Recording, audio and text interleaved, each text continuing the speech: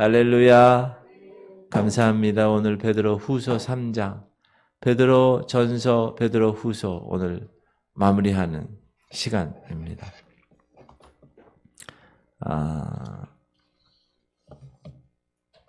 주님의 날에는, 이 주님의 날은 성경에 뭐라고 되어 있냐면 항상 주님 다시 오실 날, 그날, 디제레레라는 말. 그날은 심판의 날. 그날은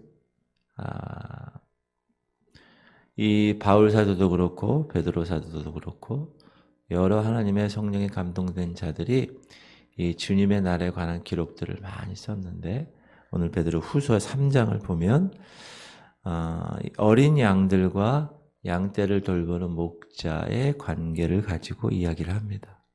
베드로가. 그리고 그가 이 3장에서 사랑하는 자들아 이렇게 얘기해요.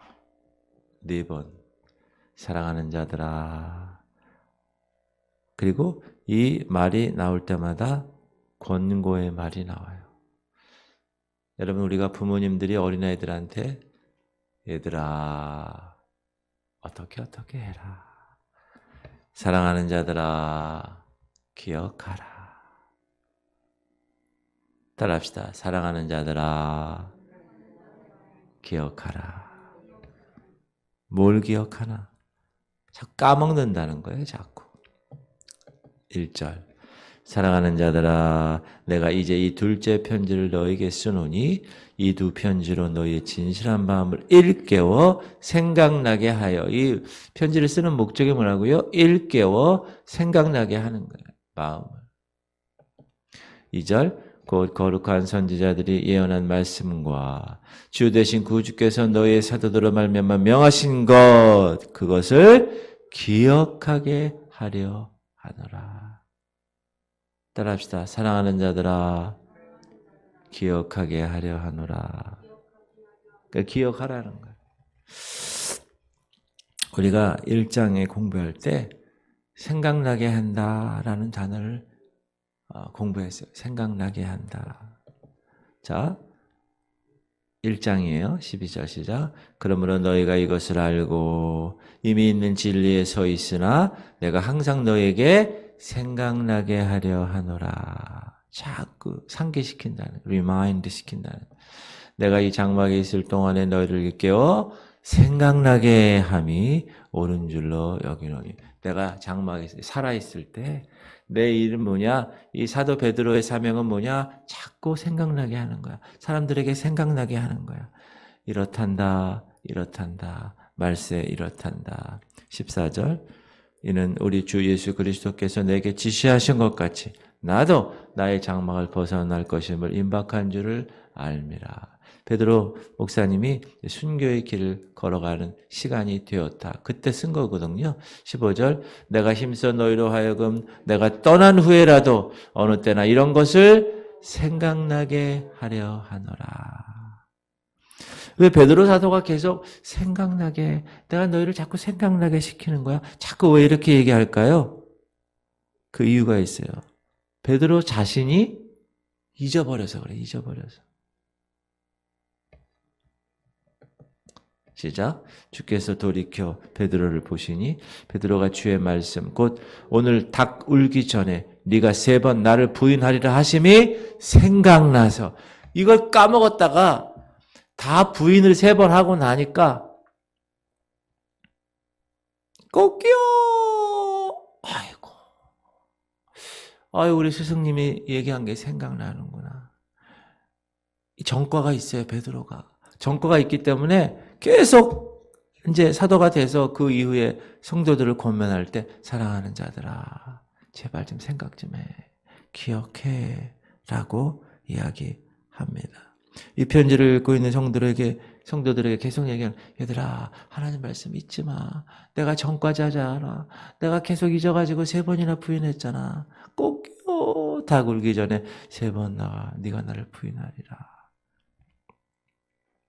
베드로는 성도들이 진실한 마음을 갖게 되기를 원했어요. 진실한 마음. 그 진실한 마음이 뭐냐? 어제 우리가 2장에서 배운 이런 거짓 교훈과 섞이지 않는 것. 순수. 100% 순금 99.99999%처럼 거짓 선지자들이 얘기하는 그런 것들과 완전히 단절된, 그리고 베드로 사도도 동일하게 얘기합니다. 그리스도께서 다시 오실 것이야. 그리고 그때 우리 신부로 준비된 성도들은 올라갈 거야. 어디로? 공중으로. 그러면 거기서 7년 동안 혼인잔치 할 때 이곳은 어떻게 됩니까?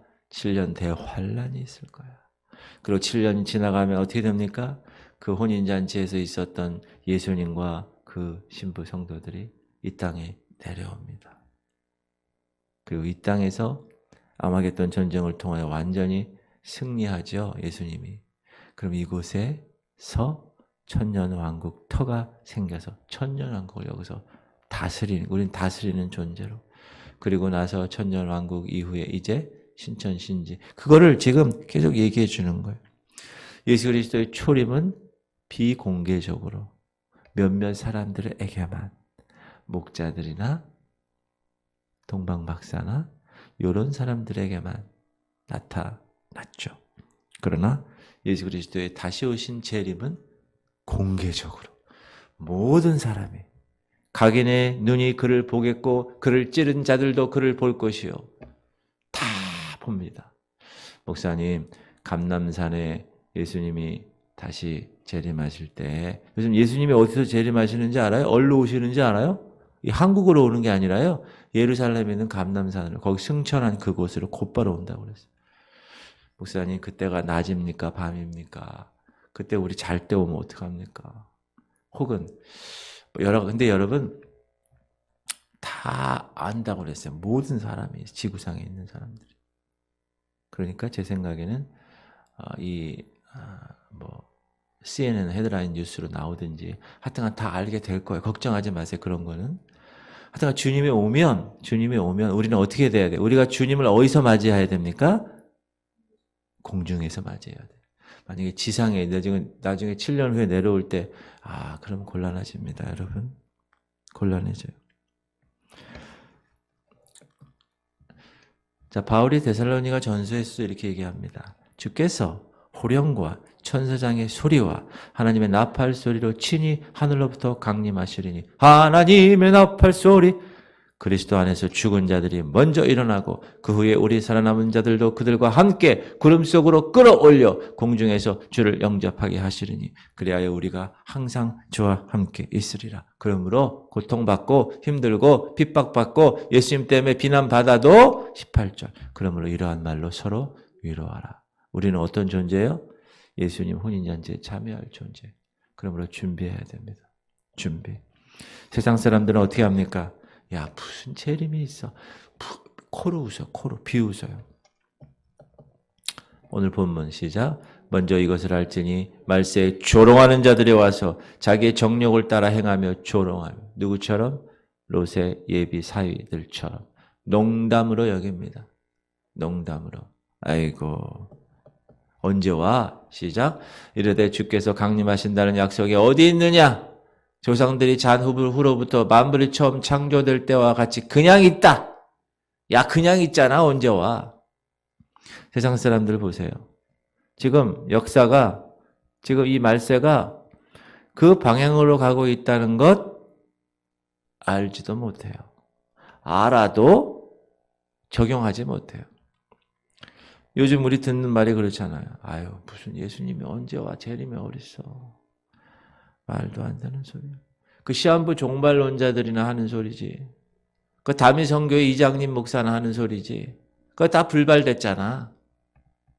에휴, 2000년이 넘게 지났잖아, 말세가. 근데 아직 안 왔잖아.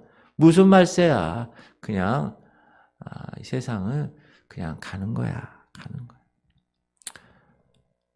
하나님은 우리의 이 역사의 시간의 과정에 개입하지 않아. 대부분 그렇게 얘기해요. 대부분. 그러나 베드로는 정확하게 하나님이 분명 역사를 끌고 가신다. 그리고 그 재림 때는 분명한 심판의 날이다. 초림 때는 구원을 위해서 오셨지만 재림 때는 무엇을 위해 오신다고요? 심판하시기 위해서 오신다. 그러므로 구약의 예를 인용합니다. 네, 구약의 일. 여러분 AI도 저렇게 실수를 합니다. AI도.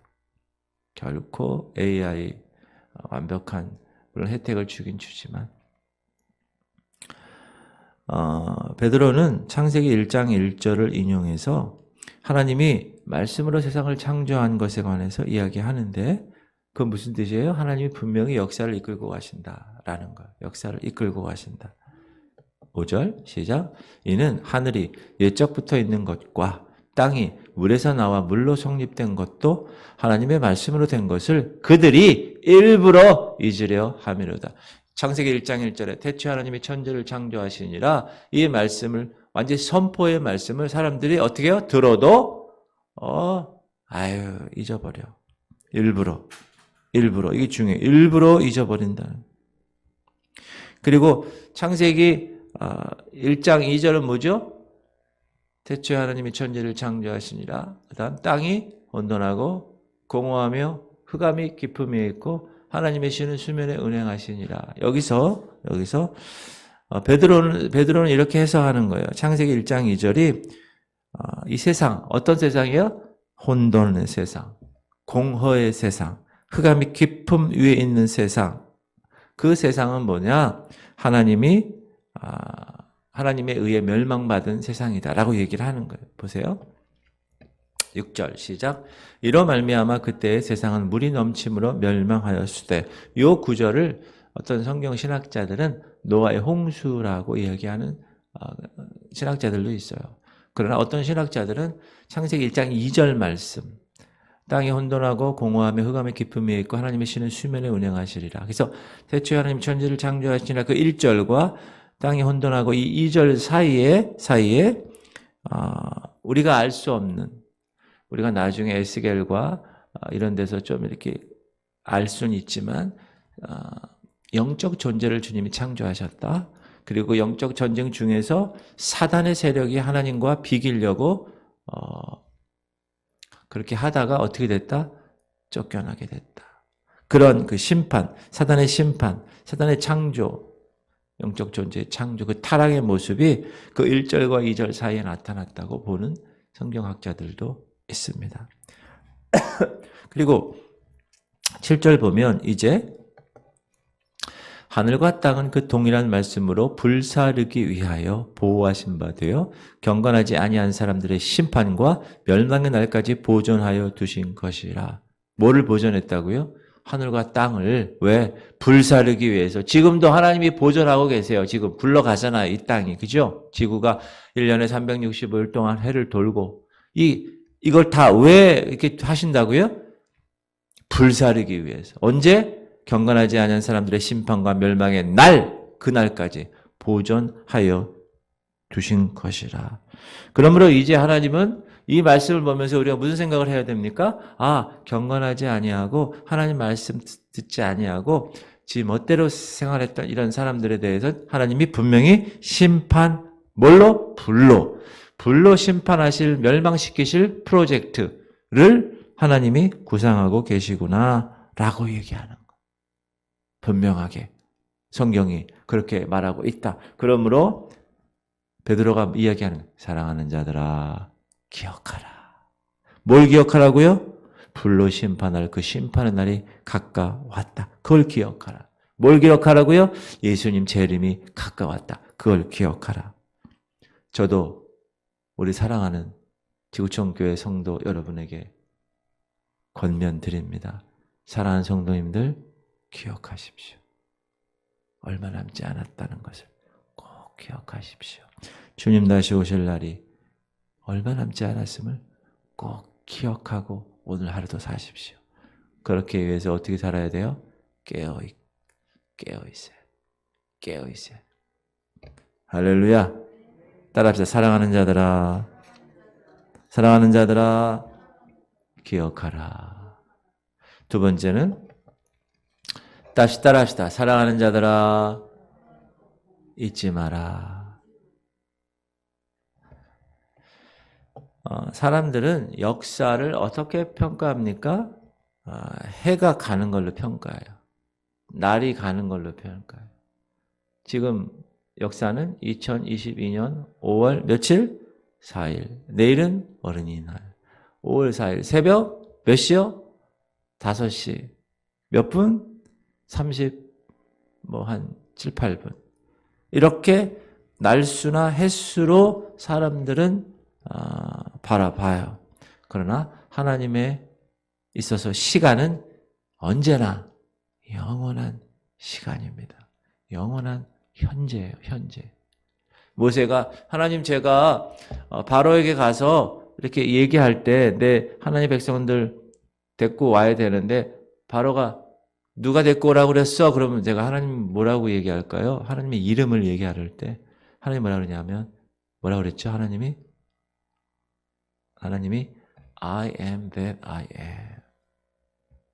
그 얘기는 뭐냐? 나는 과거에도 현재고 현재에도 현재고 미래에도 현재다. 이 시간이라는 개념은 뭐예요? 사람들에게만 국한된 영역이고 하나님은 그 시간을 초월한 존재다. 그러면 하나님은 항상 현재다. 그 얘기를 하신 거예요. 베드로도 그 얘기를 해요. 사랑하는 자들아 주께는 하루가 천년 같고 천년이 하루 같다는 이 한 가지를 잊지 말라. 천년이 그에게는 하루밖에 지나지 않아요. 그렇다면 사람들이 이렇게 그러면 하나님은 느리구나. 아니요. 하나님은 적절한 때가 되면 적절한 하나님의 계획 아래서 행하시고 이루시는 분이십니다. 그럼 왜 2000년 전부터 말세라고 그랬는데 왜 지금까지 이 말세가 계속되고 있을까? 왜 이 심판의 날 두려운 날이 계속 연기되고 있을까? 왜 그렇다고요? 그게 9절 말씀이에요. 다 구원받게 하려는 기회를 주려고. 9절 시작. 주의 약속은 어떤 이들이 더디다고 생각하는 것 같이 더딘 것이 아니라 오직 주께서는 너희를 대하여 오래 참으사 아무도 멸망하지 아니하고 다 회개하기에 이르기를 원하시느니라. 한 명이라도 더 추수하고 싶으셔서 한 명이라도 더 천국 보내고 싶으셔서 하나님이 끝까지 기다리는 거예요. 아버지가 그 둘째 아들 기다리는 것처럼 탕자 아이고 언제 오나 끝까지 매일 문 밖에서 아이고 우리 둘째 놈 절로 갔는데 절로 오나 계속 문 밖에서. 주의 날은 대환란의 날, 심판의 날입니다. 그 심판의 날은 이 교회가, 저와 여러분, 이 교회가 쫙 공중으로 올라간 후에 이 땅에서 이루어지는 날이에요. 계시록 보면 네가 나의 인내의 말씀을 지켰은즉 내가 또한 너를 지켜 시험의 때를 면하게 하리니 이는 장차 온 세상에 임하여 땅에 거하는 자들을 시험할 때라. 그러므로 여러분은 인내의 말씀을 지켜야 됩니다. 그렇지 않으면 어떻게 해요? 그 시험의 때를 면할 수 없다. 여러분, 하나님이 거룩한 이 성도의 삶을 제대로 하지 않으면 여러분 구원을 받을 수 있을까 없을까를 매일 점검하면서 체킹을 해야 되는 것입니다. 데살로니가 전서에도 우리는 낮에 속하였으니 정신 차리고 믿음과 사랑의 호신경을 붙이고 구원의 소망의 투구를 쓰자. 하나님이 우리를 세우심은 노하심에 이르게 하심이 아니요 오직 주 예수 그리스도로 말미암아 구원을 받게 하려 하심이라. 하나님은요 덫을 놓고 빠뜨려서 걷고서 하네 이렇게 하시는 분이 아니라는 거예요. 한 사람이라도 더 여러분 도둑이 밤에 어떻게 와요? 사람들이 전혀 생각하지 못할 때 갑자기 오죠. 주의 날이 밤에 도둑같이 이를 줄을 너희 자신이 자세히 알기 때문이라. 계시록 시작. 그러므로 네가 어떻게 받았으며 어떻게 들었는지 생각하고 지켜 회개하라. 만일 일깨지 아니하면 내가 도둑같이 이르리니 어느 때에 네게 이를지는 네가 알지 못하리라. 뭐 하라고요? 회개하는 것. 매일 죄 회개하는 것. 구원파에서 얘기하는 한 번 구원받은 것은 이제 회개 안 해도 된다? 아니요. 계속 회개해야 돼. 원죄와 자범죄가 있는데 원죄는 한 번만 회개하면 되지만 자범죄는 계속 회개해야 돼. 죄를 지었을 때마다. 그게 예복을 준비하는 거예요. 계속 빠는 거예요. 여러분 신부가 웨딩드레스를 입었는데 시꺼먼 거 계속 붙어 있어. 그거 빨지도 않고 세탁소 주지도 않고 계속 입고 있어. 그럼 신랑이 그거 신부 그거 보겠어요? 예복 준비 잘 하셔야 됩니다. 사람들이 평안하다. 사람들이 안전하다. 사람들이 등 따스고 배부르다. 할 그때에 하나님의 진노가 임할 것입니다. 10절이에요. 시작. 그러나 주의 날이 도둑같이 오리니 그날에는 하늘이 큰 소리로 떠나가고 물질이 뜨거운 불에 풀어지고 땅과 그 중에 있는 모든 일이 드러나리로다. 불로 심판할 것이. 주님 다시 오실 그날은 준비된 알곡 성도들만이 예수께서 데리러 오실 것입니다. 반드시 준비된 성도만, 반드시 깨어있는 성도만 그 신부의 자격으로 공중에 임하신 신랑 예수 그리스도를 맞이하게 될 것입니다. 그러나 세상은 어떻게 된다고요? 하늘이 큰 소리로 떠나가고 물질이 뜨거운 불에 풀어지고 땅과 그 중에 있는 모든 일이 다 드러나게 될 것이다. 제가 질문하겠습니다. 사랑하는 성도님들은 그날 어디에 계실 것입니까?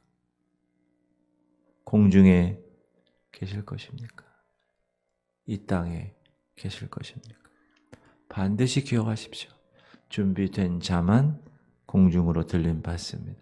신부로 준비된 자만 신랑을 맞이하게 될 것입니다. 따라합시다.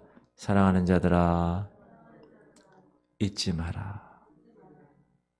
두 번째 권면이에요. 세 번째는 따라합시다. 사랑하는 자들아 힘쓰라. 힘써야 돼. 엄한 데 힘쓰지 말고. 11절 이 모든 것이 이렇게 풀어지리니 너희가 어떠한 사람이 되어야 마땅하냐. 거룩한 행실과 경건함으로. 거룩한 행실과 경건함으로. 하나님의 날이 임하기를 바라보고 간절히 사모하라. 항상 보고 생각하고 사모하는 거예요. 여러분 사랑하는 사람 항상 못 만나면 어떻게 해요? 아우 내 사랑 내 사랑. 사랑 사랑 사랑 내 사랑이야. 그러잖아요. 그죠? 매일 그 사랑하는 사람만 생각하는 거예요. 어떻게? 바라보고 간절히. 토요일 날 만나면 그 토요일만 생각하는 거예요. 그날에 하늘이 불이 타서 풀어지고 물질이 뜨거운 불에 녹아지려니와. 그날은 불로 심판한다. 우리는 그의 약속대로 의가 있는 곳인 새하늘과 새 땅을 바라보도다. 그러므로 사랑하는 자들아 너희가 이것을 바라보나니 주 앞에서 점도 없고 흠도 없이 평강 가운데서 나타나기를 힘쓰라. 따라 힘쓰라. 힘쓰라. 힘써야 돼. 힘써야 된다. 베드로 후서 1장에서는요. 구원받은 바를 굳게 하라는 거예요. 읽을까요? 우리가 배웠어요. 그러므로 너희가 이것을 알고 이미 있는 진리에서 서 있으나 내가 항상 너희에게 생각나게 하려. 우리가 구원받은 거 끝까지 이미 진리에 있잖아요. 우리가 끝까지 생각해야 돼요. 두 번째는 그걸 힘쓰는 거예요. 시작. 그러므로 너희가 더욱 힘써 너희 믿음의 덕의 지식을, 지식의 절제를, 절제의 인내를, 인내의 경건을, 경건의 형제의회를, 형제의회의 사랑을 더하라. 우리가 배운 거예요. 다 힘써야 돼. 힘써야 돼. 힘쓰지 않으면 안 된다. 믿음에 힘쓰면 덕에 힘쓰면 지식을, 나중에 사랑까지. 그리고 오늘 3장 14절에 그러므로 사랑하는 자들아 너희가 이것을 바라보나니 주 앞에서 점도 없고 흠도 없이 평강 가운데서 나타나기를 힘쓰라는 거예요. 힘쓰라.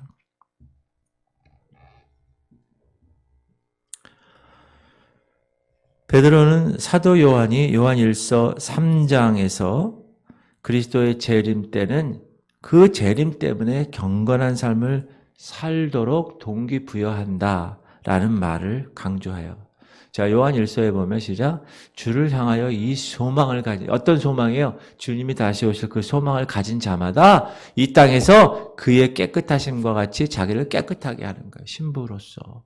그거를 소망을 안 갖고 있는 사람들은 그냥 캐세라 세라를 사는 거예요.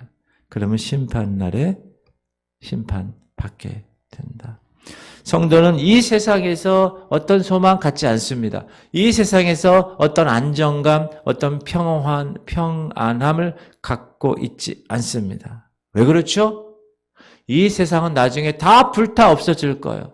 그러므로 여러분 아파트, 여러분 주식, 여러분 돈, 그거를 위해서 살면 나중에 그거는 휴지 조각이 되는 거예요. 다 불타 없어지는 거예요. 하나님의 나라와 하나님의 의를 위해서 살다 보면 하나님 먹고 사는 문제, 의식주 문제는 다 해결해 주신다고 분명히 약속했으니까 우리의 목적은 우선순위가 하나님의 나라와 하나님의 의지, 이 모든 것이 아니라는 거예요. 먹고 사는 게. 왜? 그것은 나중에 다 불태워지는 거니까. 성도는 이 세상이 나중에 다 불에 녹아질 거를 알아요. 지금 말씀으로 우리가 깨달았어요. 심판받을 걸 알아요. 그러므로 새하늘과 새 땅을 바라보며 사는 사람들이에요. 내가 무엇을 가치를 아는 가치. 여러분 가치가 있어야 돼. 가치.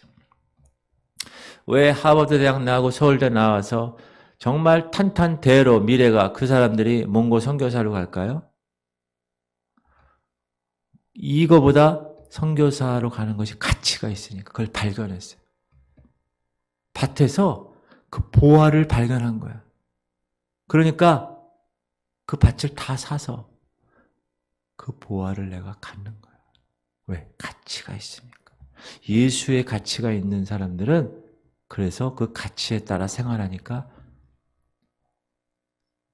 모든 의사, 의대, 법대 나와가지고 막 탄탄대로를 걷는 사람이 갑자기 목사가 되고 갑자기 신학교에 오고 갑자기 주의 종이 되고 왜 그러죠? 그 사람들 이렇게 됐나요? 아니에요. 무엇이 진정한 가치인가를 깨달았기 때문에 그렇게.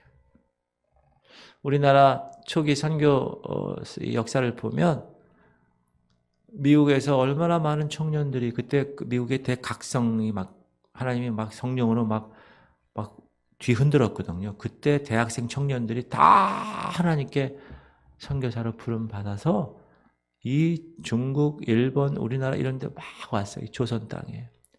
여러분 그때 그 사람들이 다 무슨 큰일을 했나요? 그렇지 않아요. 어떤 여인은 하나님께 부름을 받고 기도하면서 한국에 왔는데 아무것도 못하고 이 한국 풍토병에 그냥 죽었어요. 그 사람이 아무런 열매 맺지도 못하고 왜 한국에 와서 그냥 죽는 거? 그 미국 미친 짓 아닌가요? 그죠? 그러나 그렇지 않아요. 그 사람은 그 가치를 아는 거예요. 복음의 가치, 하늘의 가치. 그래서 자기의 처녀 아주 그냥 펼쳐질 그 세상을 내려놓고 이 조선 땅에 와서 병이 걸려서 마지막 부모에게 편지를 쓸 때 아버님 부두에서 엄마 아버지가 마지막으로 나를 봤을 그때를 기억하지만 난 이곳에 와서 아무런 사역도 못했지만 그렇지만 내 이 가치를 아는 다른 내 이 후배들, 내 대학생 후배들이 그래서 여러분 그 사람이 죽었어요. 그 여자 선교사 그 이후에 그 사람들 후배들이 이 나라에 와서 선교를 한 거예요. 왜 그들이 그랬을까요? 가치를 아니까. 가치. 그 가치를 우리는 알고 있어요. 믿습니까? 어떤 가치요? 새하늘과 새 땅을 바라보는 가치. 예수께서 어느 날 이 땅에 돌아오셔서 모든 원수를 심판하시고 천년 왕국을 통치하시고 약속된 새하늘과 새 땅을 이루실 것이라는 그 가치, 그 사실을 믿고 사는 그것이 더 오히려 귀한 가치라는 걸 아는 사람. 맞습니까? 할렐루야. 우리 한번 계시록을 멋지게 읽어봅시다. 시작. 또 내가 새하늘과 새 땅을 보니 처음 하늘과 처음 땅은 없어졌고 바다도 다시 있지 않더라. 또 내가 봄에 거룩한 성새 예루살렘이 하나님께로부터 하늘에서 내려오니 그 준비한 것이 신부가 남편을 위하여 단장한 것 같더라.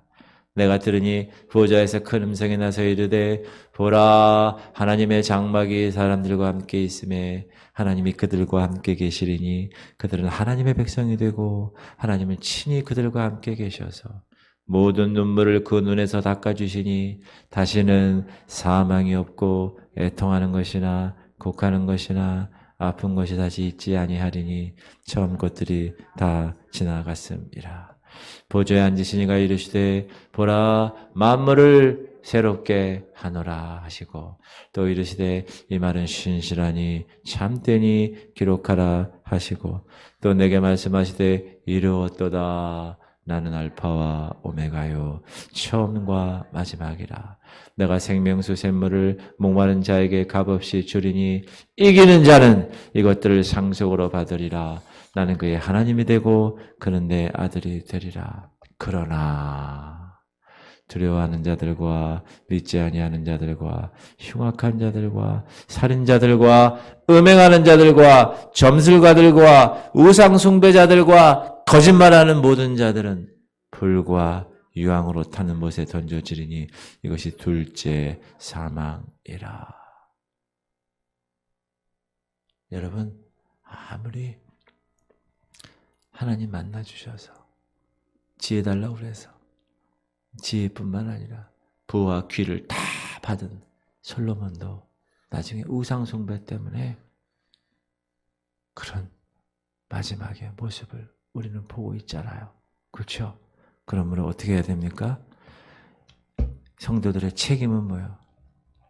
이 땅에서 그리스도 안에서 멋지게 점도 없고 흠도 없이 평강 가운데서 세워지는 것입니다.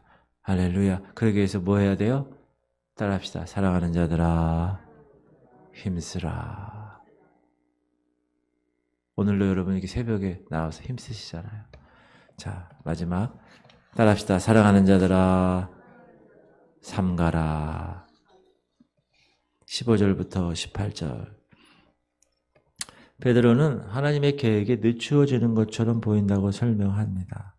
그리고 그 상세한 내용을 바울의 글을 참고해요. 여러분 바울이 베드로의 글을 참고하는 게 아니라 베드로가 바울의 글을 참고한다. 15절. 또 우리 주의 오래 참으심이 구원이 될 줄로 여기라. 우리가 사랑하는 형제 바울도 그 받은 지혜대로 너희에게 이같이 썼고 또 그 모든 편지에도 이런 일에 관하여 말하였으되 그 중에 알기 어려운 것이 더러 있으니 무식한 자들과 굳세지 못한 자들이 다른 성경과 같이 그것도 억지로 풀다가 스스로 멸망에 이르느니라. 베드로가 바울의 편지를 성경이라고 얘기해. 성경 분명하게. 그 모든 편지에도 다른 성경과 같이 이렇게 얘기하는 거 보면. 그럼 여러분 왜 베드로가 바울을 언급했을까? 이건요. 이렇게 생각하면 돼요. 베드로는 1차적으로 유대인들을 위해서 부름받은 사람이에요. 베드로가 어디 딴 데 가서 복음 전한 게 없어요. 바울은 이방인들을 위해서, 교회들을 위해서 하나님이 택한 그릇이었어요. 그리고 이 교회 시대를 위한 하나님의 계획을 계시한 사람은 바울이에요. 그러므로 이렇게 얘기하는 거예요. 베드로가 바울의 이 말을 빌어서 자, 세상은 2000년간 그리스도의 재림을 기다려왔는데 왜 그리스도 예수님은 이렇게 늦어지고 있는가? 바울은 그의 편지에서 그 이유를 외관상으로는 늦어지는 것 같지만 그동안에 하나님은 뭐 한다고요? 그의 교회를 세우시는 거예요. 이방인들, 저와 여러분 같은 사람. 그래서 유대인들로 하여금 시기나게 해서 나중에 유대인들이 돌아오게 하려고 하나님이 그런 계획을 삼으셨어요. 지금 역사에 돌아가는 과정을 여러분 보시면 그 일들이 일어나고 있는 걸 볼 수 있어요. 우리가 베드로 전서에서 이런 말을 공부했어요. 그들은 전에 노아의 날 방주를 준비할 동안 하나님이 오래 참고 기다리실 때 복종하지 아니하던 자들이라. 방주에서 물로 말미암아 구원을 얻은 자가 몇 명뿐이니 겨우 8명. 노아 부부, 첫째, 둘째, 셋째, 아들들, 자부 이렇게 8명. 그런데 안타까운 것은 이 세상을 향한 하나님의 그 프로젝트, 계획을 보지 못하는 사람들이 너무나 많다. 이 캐톨릭은요, 자신들의 로마 교회를 하나님의 지상 왕국이라고 얘기해요. 지금. 로마 캐톨릭은 우리랑 교리가 다른 것 중에 하나가 지금이 천년왕국이야, 걔네들. 지금 로마 카톨릭이 지금 1000년 이상을 갖고 있잖아요. 자기네들이 지금 그렇다는 거. 그러므로 거짓 교훈에 우리가 빠지지 않도록 조심해야 한다. 어떻게 해야 그런 데 빠지지 않습니까? 성장해야 된다. 어린아이처럼 일어서지도 못하고 누워서 젖병만 빠는 것이 아니라 우리가 어떻게 해야 됩니까? 성숙해야 돼. 그래야 넘어지지 않아요. 애들은 어때요? 넘어져. 그러나 어른들은 넘어지지 않아. 말씀 먹지 않아서 주님 안에서 성장하지 않으려는 성도들, 어린 베이비들 쉽게 흔들립니다. 그러므로 여러분, 우리가 헬스 이렇게 하잖아요. 헬스장 가서 왜 해요? 근육을 단련시키려고. 단백질도 먹고 운동도 하고 휴식도 취하고. 그러면 근육이 어떻게 돼요? 김종국 아세요? 김종국? 득근. 그 사람은 모든 삶을 득근이야. 얻을 득자. 영적 근육을 단련시킬 시간이 우리에게도 필요하다. 말씀을 먹고 기도하고 성령 충만한 삶을 통하여 여러분의 영적 근육들이 막 득근 하시기를 주 이름으로 축원합니다. 17절. 그러므로 사랑하는 자들아 너희가 이것을 미리 알았은즉 무법한 자들의 미혹에 이끌려 너희가 구선돼서 떨어질까 삼가라. 오직 우리 주 곧 구주 예수 그리스도의 은혜와 그를 아는 지식에서 자라가라. 영광이 이제와 영원한 날까지 그에게 있을지어다. 마무리하겠습니다. 베드로전서 주제는 뭐라고 그랬어요? 은혜. 베드로후서 주제는 뭐라고 그랬어요? 지식. 따라서 베드로는 이 베드로 전후서를 통하여서 우리에게 뭘 요구합니까? 너희가 은혜에 있느니 지식에 있니 자라나. 성경을 통하여 얻은 예수 그리스도에 대한 지식, 우리는 더 예수 그리스도를 잘 아는 자리에 이르러야 한다라고 얘기합니다. 바울 사도는 그래서 이렇게 얘기합니다. 시작. 내가 그리스도와 그 부활의 권능과 그 고난의 참여함을 알고자 하여 그의 죽으심을 본받아 어떻게 해서든지 죽은 자 가운데서 부활에 이르려 하노니 내가 이미 얻었다함도 아니요 온전히 이루었다함도 아니라 오직 내가 그리스도 예수께 잡힌 바 된 그것을 잡으려고 달려가노라. 형제들아 나는 아직 내가 잡은 줄로 여기지 아니하고 오직 한 일, 즉 뒤에 있는 것은 잊어버리고 앞에 있는 것을 잡으려고 둯대를 향하여 그리스도 예수 안에서 하나님이 위에서 부르신 부름의 상을 위하여 달려가노라.